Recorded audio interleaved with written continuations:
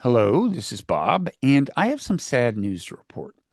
We just switched to a new recording platform, Zencaster, and the Zencaster interface makes it surprisingly easy to think you're recording audio and video when you're actually just recording audio.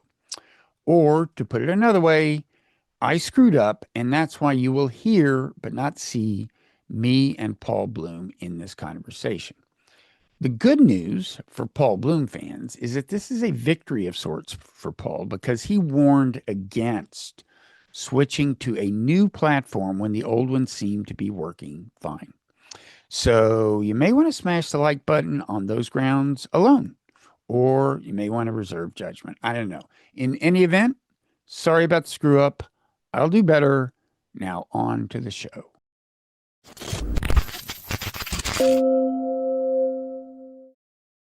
Hello, Paul. Hello, Bob. How are you? Oh, I'm doing great. Let me introduce us. I'm Robert Wright, publisher of the Non-Zero newsletter. This is the Non-Zero podcast, to which people should subscribe and rate and review and so on. You are Paul Bloom, one of the world's most famous, I would say, worthwhile Canadian psychologists, and also author, man of letters, bon vivant. Oh my! Go on. And Renaissance man. I wouldn't go that far, but publisher of what is certainly the world's most famous newsletter titled "Small Potatoes." Whoever's in second place is way below you on the totem pole, there, Paul. But I digress. Because I can tell by looking at your face that this is a source of discomfort for you. So I'm going to change the subject. Since when do you stop when something's a source of discomfort for me? Well, you're right. The truth is, I didn't see enough discomfort, so I'm changing the subject. So I thought of you this morning, Paul. Oh, go ahead. Partly because I knew I was going to record this, but also, so I thought, I was reflecting on the news and things we could talk about. One thing I thought is, it seems like the past week, the appreciation of how corrupt Donald Trump is has kind of coalesced. There's been a lot of stories about the many dimensions along which he is corrupt. And then I thought about the fact that I'm going to record with you. And I thought, wait, Paul's Canadian. Can he even relate to corruption? Does he know what the word means? And then I thought, Paul, wait, how did I come to think that Canadians are people of sterling character who are uncorruptible, who have possibly never heard of the word? And then I realized maybe it started with an encounter I had in the realm of popular culture many decades ago.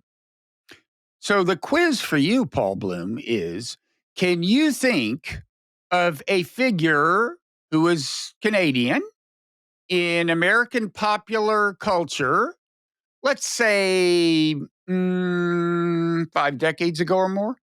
Ooh. And was of sterling character. Smokey the Bear Canadian? No, I don't think so. Dudley, but you're in the right. No, you're very much along the right. You're very much in the ballpark. Think cartoons, Paul. Dudley Do-Right? You nailed it. That is so good. Dudley Do-Right. For you younger folks, Dudley Do-Right, much younger. much younger, was featured in the Rocky and Bullwinkle cartoon, right? I mean, he was separate. I think he was his own cartoon. He was a member of the Royal Canadian Mounted Police, a man of considerable probity and also of comic stupidity, as I recall. Hey, well, okay, go on. I think you're right. Were you going to say something cynical? No, I wasn't. Like all people of probity are stupid? Were you going to say that? No. No, that wouldn't be very Canadian, would it? You're coming in hot today. So anyway, yeah, and his arch rival was a villain with a memorable name, Snidely Whiplash. Right. Presumably American. No I doubt. don't know. No doubt. So anyway, then I thought, so maybe Canadians actually aren't people of sterling character. Maybe this is just all this memory from this one cartoon. So I turned to you, Paul, for the truth. What is the truth? I I haven't followed Canadian politics tremendously tightly while living in the States. And now, now I'm back in Canada. But we do get scandals of a sort, but Uh-huh. it's always like Trudeau's finance minister, maybe flew first class when she should have flown business class. It's Yeah, always exactly. it's small fry like that, as opposed to your president has a dinner for everybody who buys crypto, and they get to spend for like $1 billion. They get to spend an hour talking to him. I'm exaggerating the numbers, but But it was $1 million, and it was apparently only spent 20 minutes there. fun. But one of them, Got a either one of pardon. them or the son of one of them, then got a pardon. But this woman, his mother, the guy got pardoned. His mother had invested a lot of money in Trump over the years, Yeah. political contributions, so on, and I think bought a bunch of the crypto. And I realized or learned, like, one way this works is these coins that are like Trump coins or Melania coins. So first of all, they get a bunch of them at the ground level. So then when the volume, Yeah. the price soars, they make money. But they also make money on every transaction. Did you realize that? Like, volatility is just a cash cow for them. So Bob, I feel like I don't normally play the rube in this in our interactions. I've been in the States a long time. I feel I know a lot about politics and everything, but Yeah. I will do so now. Isn't this stuff illegal? Isn't this stuff the sort of thing which one can get impeached for if it Well, doesn't break the law? So how come, I saw this little clip of one of Trump's kids saying they gave us such a hard time in our first term for being corrupt. So what the hell? They're going to give us a hard time no matter what. So let's just max it out. It's under laws against this, rules, regulations, customs. well, first of all, the Supreme Court has since ruled, since his first term, that a president cannot be prosecuted for a Yeah, fair felony enough. committed in office, Yes. so long as it's As in long as some it's part sense. of their job. Yeah, but that's a pretty broad definition. So anyway, that no doubt made him feel more comfortable about this stuff.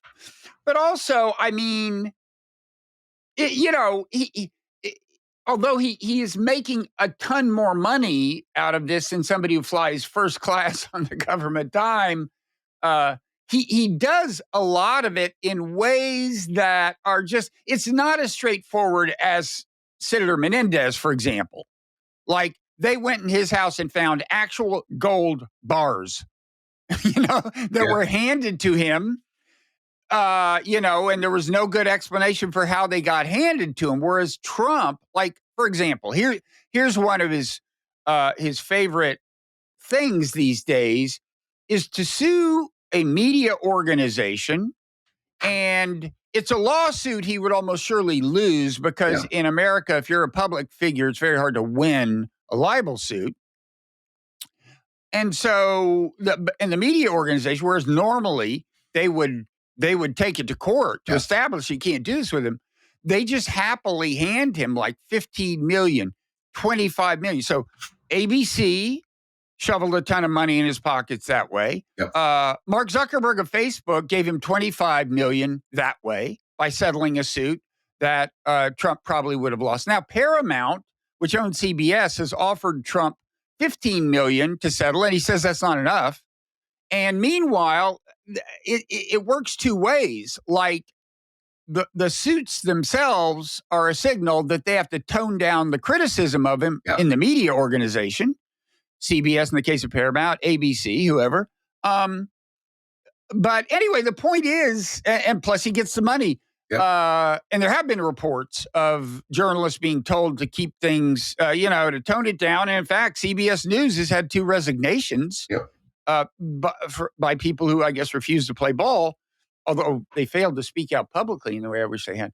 So, that's. Oh, and by the way, Jeff Bezos decided that he should give Melania, 20 million or 25 million or something, so that Amazon Video can make a documentary about her or something. So, and he owns the Washington Post. Yeah. So anyway, the point is, like, I guess strictly speaking, this is all legal. And, and then there's other, and like Eric, as Trump is pondering what tariffs to finally impose on Vietnam, Eric coincidentally is in Vietnam, getting the government to give crash approval to this resort thing that's going to, take the land of lots of farmers and destroy the cemeteries where their ancestors are buried and stuff, and they'll get less than market value for the property. There are just so many dimensions of the corruption, and yet I guess it's hard to establish that any of it is illegal. I don't know. There was an ethos a while back where one avoids even the appearance of a conflict of corruption. I remember that term. And I think now there is the appearance. You can imagine an alternative world where Trump and his family be shamed not to do some sort of Vietnamese business deal while Trump is in charge of handling a decision that will affect the Vietnamese government. Where they decide, no, maybe it's actually wrong to have a meme coin to make money for the president, where he then agrees to meet with people who buy a lot of his garbage. Yeah. Yeah. Dudley Do Right, he is not. Just to wrap it around here. I think we've got our title for today's conversation. Yeah. Dudley Do Right, Trump is not. Since we always talk about Trump and Elon, we'll just move to the next, which is Elon Musk has apparently had enough. Doge has been such a tremendous success that he is leaving triumphant. No, that's not really true. He is just leaving. He is leaving. He is criticizing the Republicans' budget and pointing out that that any money that Doge has saved, which is far less clear than the estimates of how many people they killed by canceling various foreign aid programs. But anyway, it's all canceled out by the excess spending of the budget. And Elon Musk is going home. This, by the way, is a refutation for a lot of people. And I was never one of these people who said it was going to end with a huge battle between Elon and Trump. They're ending amicably. Yeah, and I don't know that it's ending. I mean, Elon, these countries that are vying for tariffs, some of them, including Vietnam, I think, is saying they will sign on to Starlink. Yeah. I guess just in the hopes that Elon will give them a little White House love and put his 2 cents in. I don't know. So that game still seems to be working. Now, if you count all the money that he's lost through Tesla, the bad blood that he's accrued and the cost of Tesla, do you think on balance this Trumpian thing was a good idea or a bad idea for him? Just purely financially.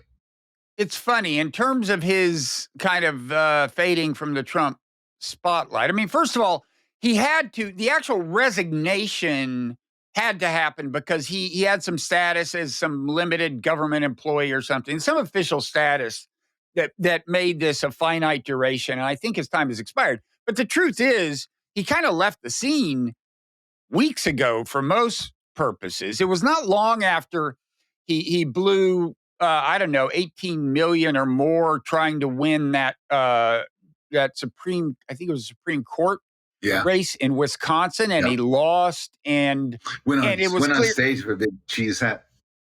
Oh, did he? I missed that. Yeah, that's a good picture. Did he do the Heil Hitler salute with the cheese? That would be a great picture. Cheesy Hitler. Cheese. Say cheese and do the Heil Hitler salute. So we should get AI video to do something like that. I bet we can. That would be a good transition if you had tried out VO3, but you haven't, right? I haven't. Google's amazing. Have you tried it? I haven't. No, I have. I've actually created a total of one thing. I was on a conference call and we said, why don't we do a screen share and try this? But I aim to fool around with it more. But quickly on Musk, before we get to AI, and I know you have new insights into doomerism, which is good. He started. I mean, first of all, I read this week in terms of how bad it's been for Tesla that in April in Europe, EV sales year over year, total EV sales were up like 20% or something. Tesla EV sales were down like 49% or something in that market. In America, they've been barely down because I think increased sales in red America have largely compensated for decrease. And they were down like, these aren't April numbers, but I think the quarterly numbers, they were only down net like 3, 4, or 5% or something. But yeah, no, it's been horrible for him Tesla wise, probably good Starlink wise. But it's funny. I think at roughly the same time, Trump realized that Musk was not a political asset, and Musk started realizing that being in politics was very bad for Tesla. So I don't know. Maybe it was, one of these amicable Yeah, separations. seems amicable enough. Hmm. Um, Although the point you made, him criticizing the Republican budget bill, you could say, well, it's Congress's bill, and he's just saying, it should be more stringent and do less to contribute to the deficit. But Musk did say, uh, maybe a bill just can't be both big and beautiful. And of course, that's Trump's phrase. He named it the big beautiful bill. So that's a broadside, man. that is yeah. Getting feisty. Apparently, Musk has committed $100 million to give to Trump's campaign, and the New York Times article I read suggested some question as to whether he's going to pay up. You mean the next campaign or what? I guess so.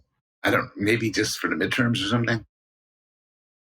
Yeah. Okay. That would be interesting if he decided not to throw in any money there. That would be non-trivial.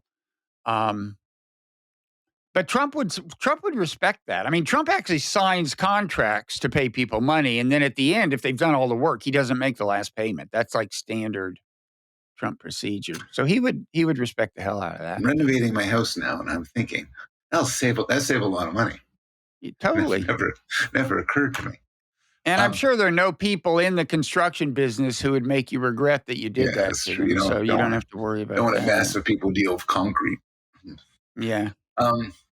Yeah, I find the corruption stuff with Trump terrible, but honestly, it's so low down on my list of the terrible things he does.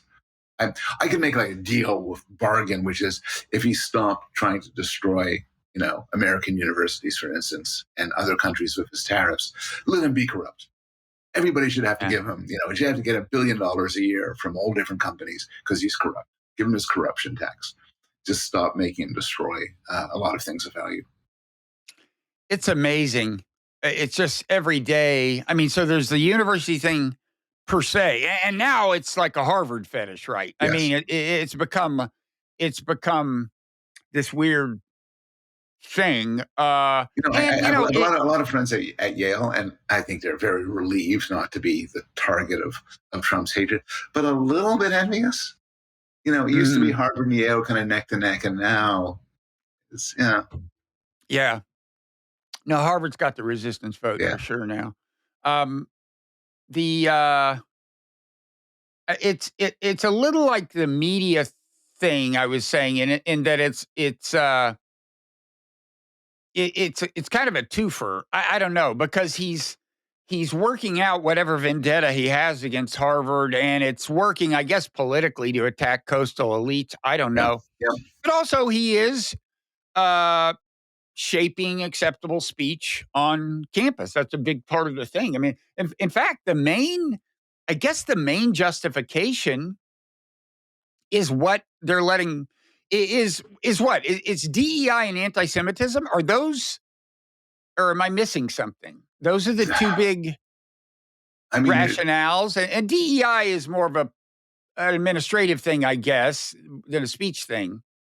And anti-Semitism, if it's actual anti-Semitism, isn't just a speech thing. But a lot of the speech they want to discourage, I would say, is not anti-Semitism. I think anti-Semitism is one of the reasons they give for beating up on Harvard and Columbia in particular. But I do not believe it for a moment. If it wasn't that, they would do something else. They'd focus more on DEI, or he's just targeting them. He feels it's yes, whatever animosities he has, it's always good to own the libs. There's a letter from the Trump administration to Harvard, giving all these demands as they do, and one of them was, we want more viewpoint diversity. And you gotta give them a little credit, diversity. Well, how do you like this diversity being thrust upon you? Right. And then they they named in the same letter, they named all these groups that had to be Yeah, disbanded. And they yeah, all had the name Palestine in them, yep, except there was one that didn't. But um yeah. The and now he's the latest thing which affects universities is what they're going to go after a lot of foreign students. I mean, first of all, they said that Harvard, of course, has to quit taking foreign students and maybe send them packing. I don't know, but now there's a broader thing about Chinese students who either have a connection to the CCP, and by the way, in China, a lot of people belong to the yeah, CCP. It's like the path to easier yeah, success in business and so on. It's not necessarily an ideological statement, but in addition, I think just people in particular quote critical fields, which I guess means I don't know computer science, physics. If they're from China and are in these critical fields, we're gonna I don't know. Somebody was saying online that China probably will be, on balance, happy about this because a lot of talent's going to return yeah, to China. yeah. I don't know. Also, in the name of anti-Semitism, they're rejecting all of trying to. I think a judge has stopped it, trying to reject all the foreign students from Harvard. Many of the foreign students happen to be Israeli. Is that right? Yeah. So, we had a lot of Israelis go to Self Harvard. haters. They found a lot of self haters at That's at, right. uh, That's right. at Harvard. So, I knew. that's right. Yeah. Yeah. Well. Sure.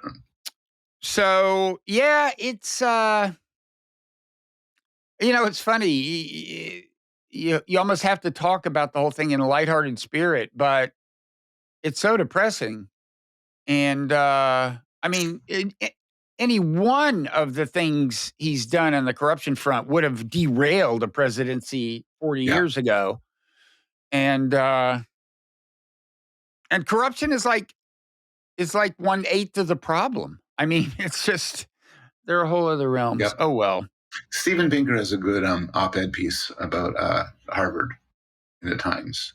Oh really? Yeah, and he talks about different aspects of the Trump thing. And one of the things he has, this is by memory, but I think it's correct. He had a student go through, and Steve is a heterodox thinker and critical of the university's emphasis on DEI and some of the Hmm. aspects of the sort of more repressive acts of motivated by kind of a woke attitude. But Steve had some student go through all the courses that Harvard had to offer, and looking for what courses are plainly political of a sort where you showed it to somebody who was even Republican or whatever, and say, oh my God, that's so ideologically based. Yeah, I got course make up title like course globalize the Intifada, a seminar, that sort of thing. Hmm. The 15 genders of teen girls or something like that. And that's just 3%.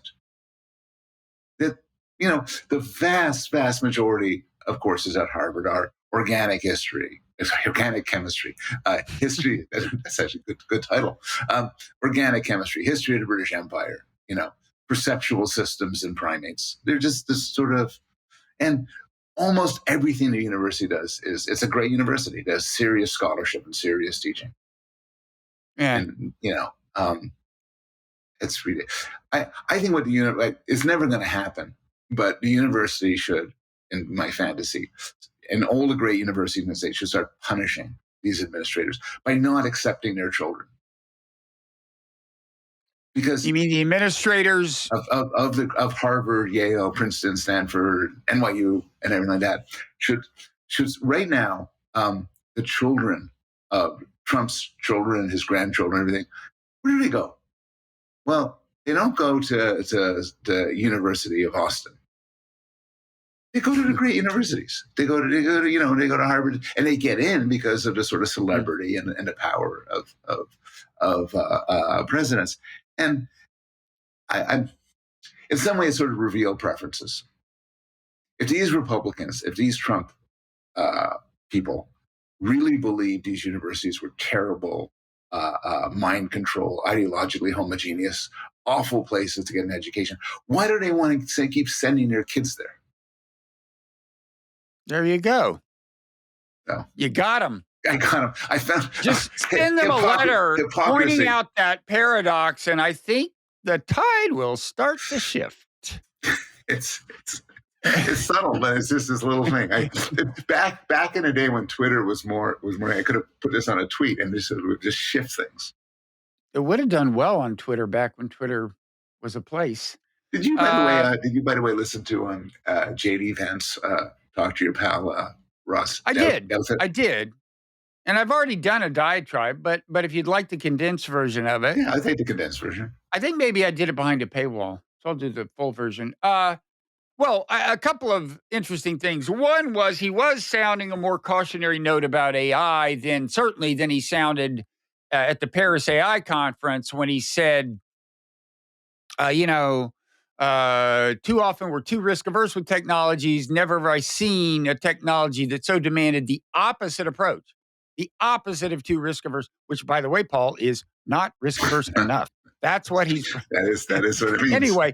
Anyway, now he had just talked to the Pope when he talked to Russ, and maybe that's one reason concerns about AI were on his mind. Maybe, as somebody suggested to me, he was catering to his audience. Anyway, he did sound a little more ambivalent. Yeah, there are these downsides, blah, blah, blah.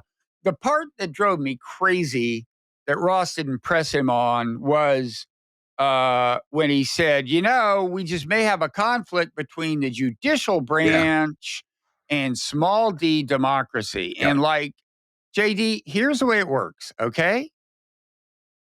All judges are either elected or appointed ultimately by someone who was elected or somebody that was elected. They are part of small d democracy.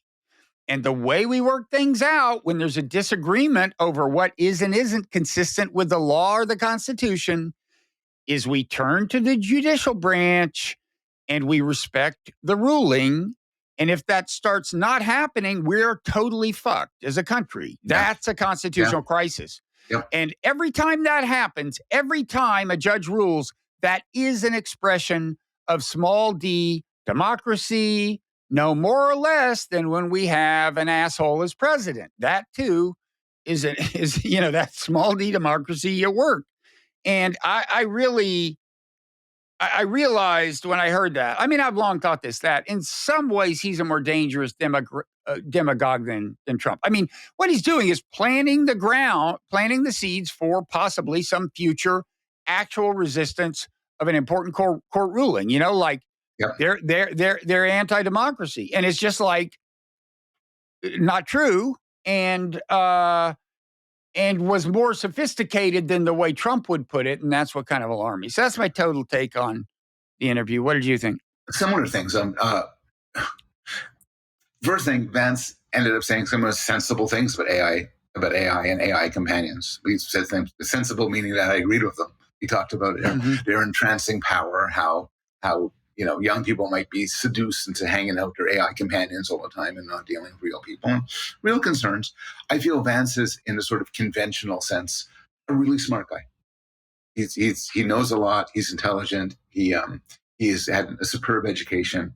He reads. You see that he reads the same things that you and I read. I'm pretty sure he reads Scott Alexander's Substack and I wouldn't call myself a regular reader of that, but I check in every once in a while. And he does too. About his legal thing, it's less surprising with him. I mean, there's definitely very much an anti-woke vibe in the whole rationalist crowd. But go ahead. I think the legal thing, you're right. I think he knows what he's doing. He and the Trump administration been sending off messages to judges, including the Supreme Court, saying, look, you push back on us too much, and one day we're not going to listen to you, and you're not going to like that, and that's going to throw the country into deep chaos. So, play it a bit safer. Don't push back on us too much, or else, the whole world's going to go to shit, and it'll be your fault.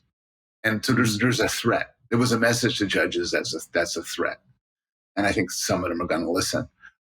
He also said something intentionally extremely funny, where he said to Russ.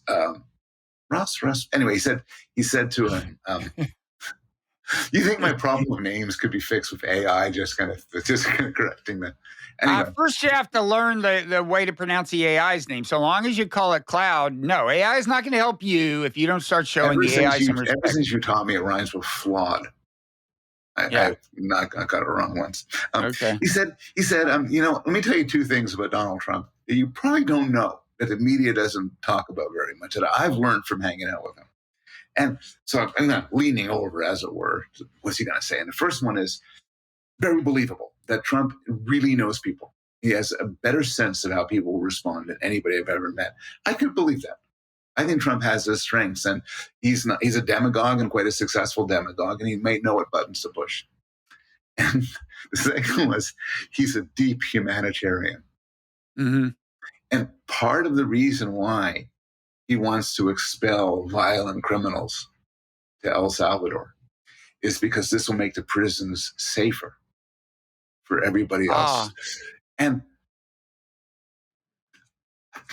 I can't believe he expects us to believe that. Like there's somebody there and say, prison, violence in prison is terrible, terrible thing. We have to work on addressing it. Like, who believes this? Anyway. yeah.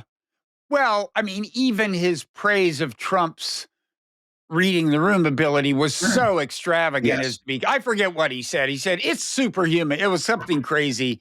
And look, Trump's pretty good at reading a room. I don't think he's compared to Musk, he's like a wizard, but I don't I think mainly he's just willing to go anywhere. He just Yeah. has, it's like I know you don't have to be a genius to know that if you start saying to one ethnic group, the people in this ethnic group are raping your women, that will have an emotional effect. It's just that most of us wouldn't do that, Yeah. you know? Yeah. That's the main thing about Trump is he just has no moral or ethical standards whatsoever. And I don't know what kind of if there's a future where Vance runs for president. I don't know how well he'll do, but I think he lacks the extraordinary gifts that Trump has. He's just Vance is kind of a normal politician who will bend himself to whatever thing. He'll try to make arguments. He's not terrible. I don't think he's as awkward as he gets portrayed in on Twitter and so on. But he's no Trump. He's no Obama.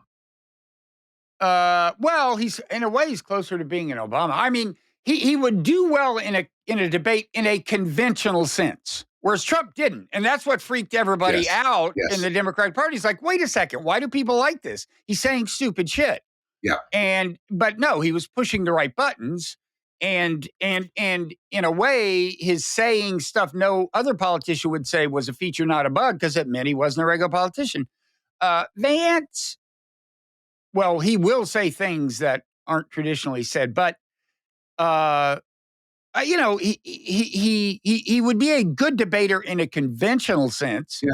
And there's some virtue in that, I guess. But I think you're right. He was a good debater with Tim Walz because, contrary to what some people expected, he went in kind of nice. It was just kind of normal, nice, good point. And I agree, we have a lot of which was, I think, clever from a strategic point of view. It went well.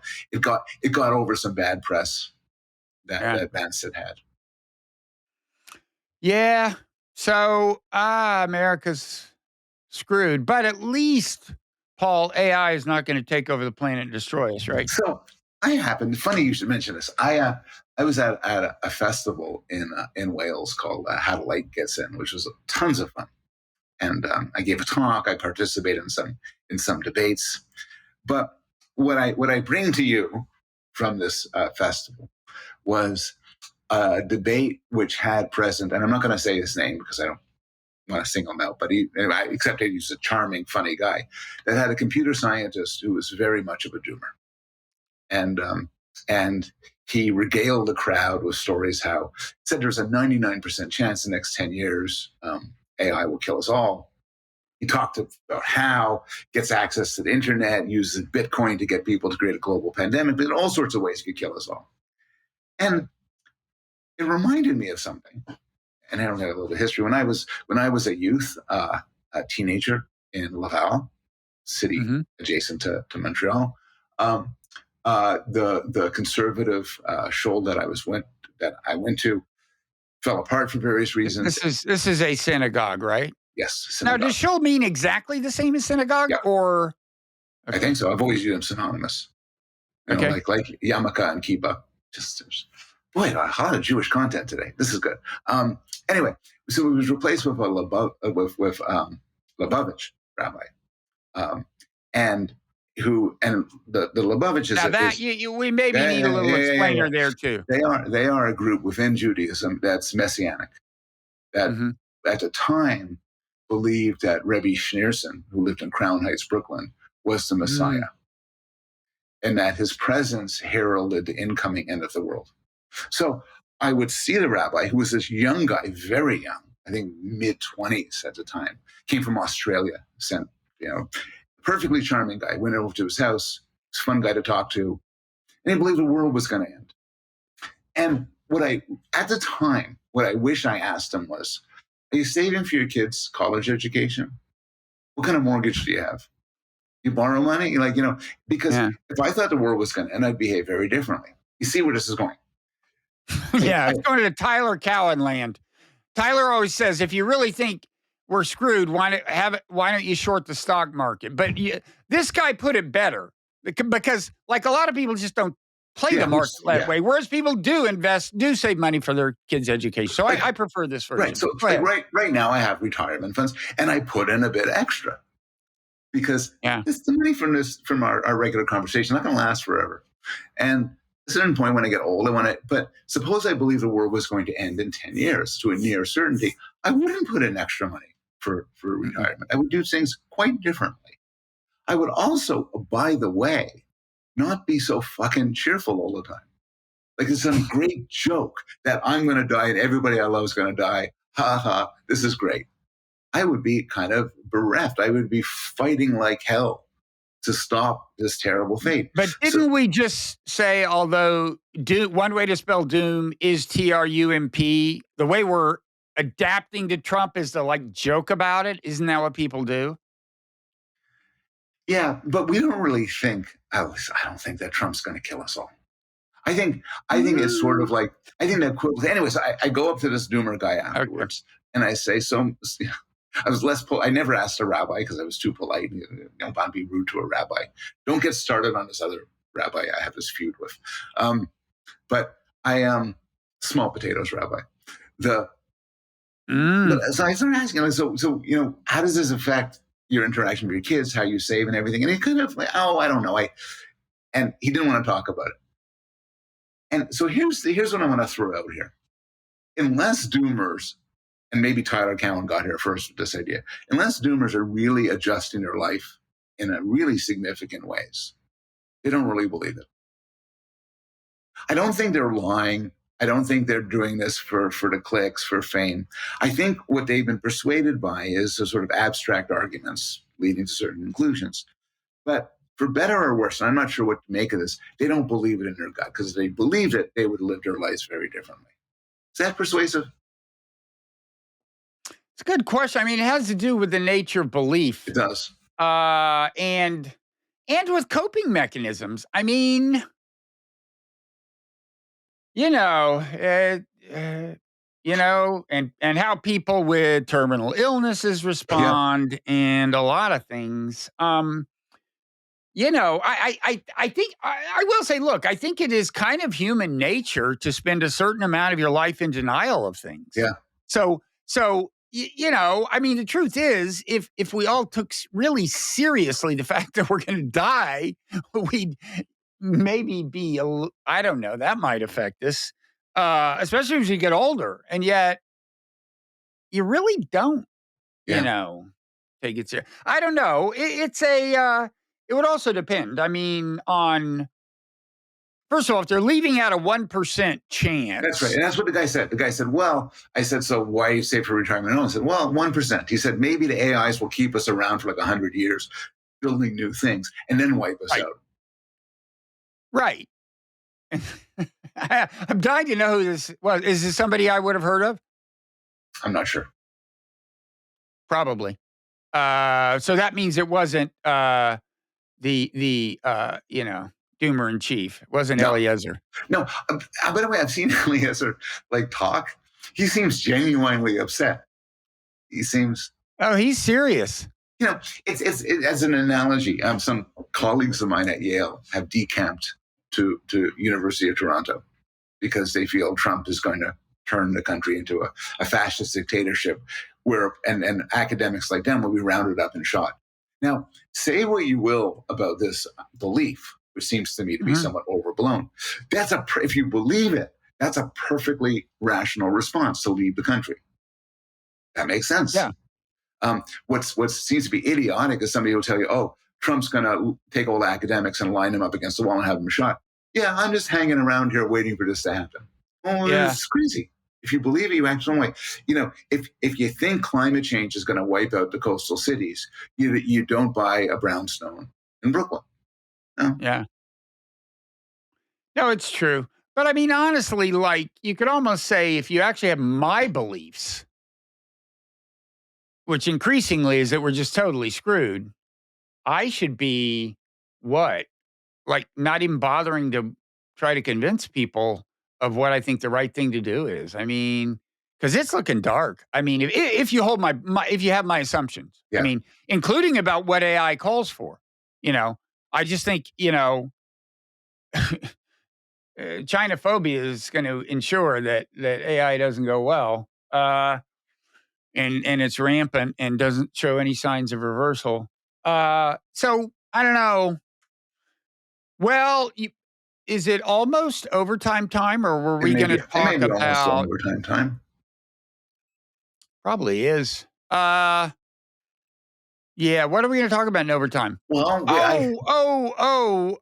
There's another Canada Trump connection we could talk about, the Golden Dome.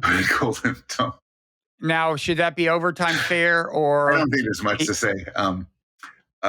Trump said Canada has two choices. They can either give us some, I don't know, $17 billion or whatever amount of money to be under our goal, the great protection of our beautiful country, because he talks like that. I've got the Or, quote, Paul. go ahead. Quote, I think this was on social media. I told Canada, which very much wants to be part. By the way, Golden Dome is a missile defense system. Yes. It reminds some of us of Ronald Reagan's Strategic Defense Initiative, and it's like such a horrible idea. And it's another reason to be depressed. Weaponizing space is a bad idea, but mainly it's just such a sad testament on humankind that this is the way. We can't even like agree with other nations. Like, okay, we just won't have a nuclear war, okay?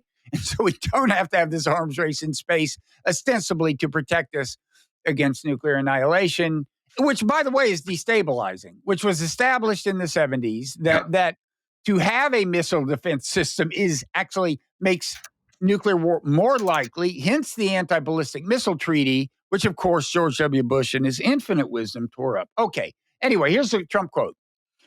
I told Canada, which very much wants to be part of our fabulous Golden Dome system, needless to say, Paul, Golden Dome system is capitalized, that it will cost $61 billion capitalized if they remain a separate but unequal nation capitalized, but will cost $0, all caps, all letters caps, will cost $0 if they become our cherished 51st state. And then he adds, they are considering the offer. Hey, Donald, they're actually not. It's okay? It's not a popular offer. But does he think they are? What does he think? I mean, okay, maybe Carney politely said, we'll think about it or something. No, Who knows? At least in the public discussions, Carney really said never. And he said, this really is very explicit with that because it's not a viable option. And I don't know. I'm think that I got some sort of by the way, I got a sort of error thing on my on this. We're using. That's okay. We're recording on Zencaster. Paul has an error, but it's okay because what I say is much more important than what Paul says. So I'm just going to blip out. And you're just going to record your half. That's fine. Anyway, no, I forget where I was, but I'm now wondering whether this is just now one of Trump's riffs, and he's lost sort of an enthusiasm about actually having a ground invasion of our beautiful country. And now it's like his Hannibal Lecter thing, which is kind of a little comic thing. 51st state, calling I the mean, prime minister the what does governor. he think he's getting out of it? Are there swing voters who are going to be? I mean, what? Why?